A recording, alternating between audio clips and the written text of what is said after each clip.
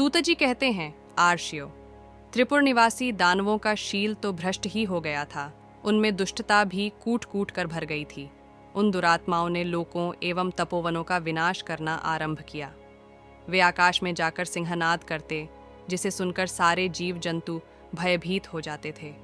इस प्रकार जब सारी त्रिलोकी भय के कारण किंकर्तव्य विमूढ़ हो गई और सर्वत्र अंधकार सा छा गया, तब भय से डरे हुए आदित्य, वसु, साध्य, पितृगण और मरुद्रण ये सभी संगठित होकर प्रपितामह ब्रह्मा की शरण में पहुंचे। वहां पंचमुख ब्रह्मा स्वर्णमय कमलासन पर आसीन थे। ये देवगण उनके निकट जाकर उन्हें नमस्कार कर दानवों के अत्याचार का वर्णन करने लगे। निष्पाप पितामह, त्रिपुर निवासी दानव आपके ही वरदान से सुरक्षित होकर हम लोगों को सेवकों को तरह कष्ट दे रहे हैं, अतः आप उन्हें मना कीजिए।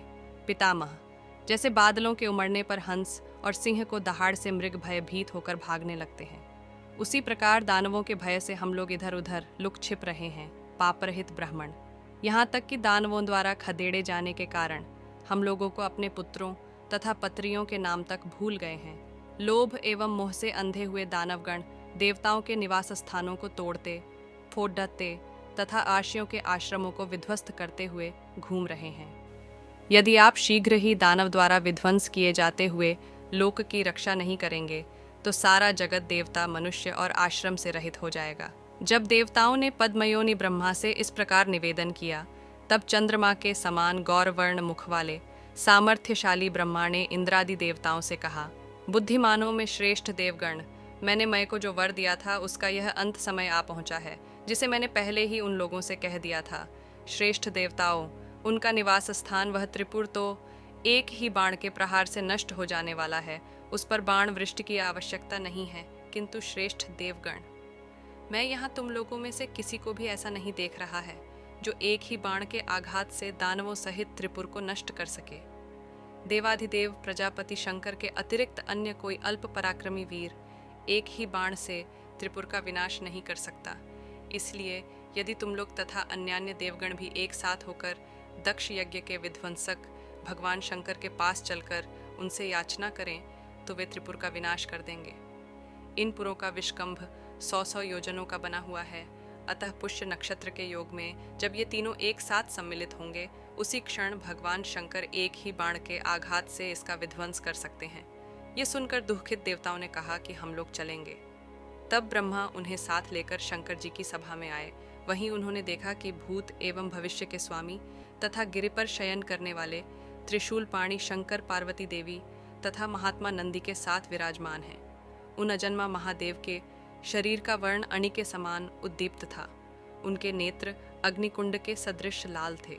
उनके शरीर से सहस्तें अग्रियों और सूर्यों के समान प्रभा टिक रही थीं।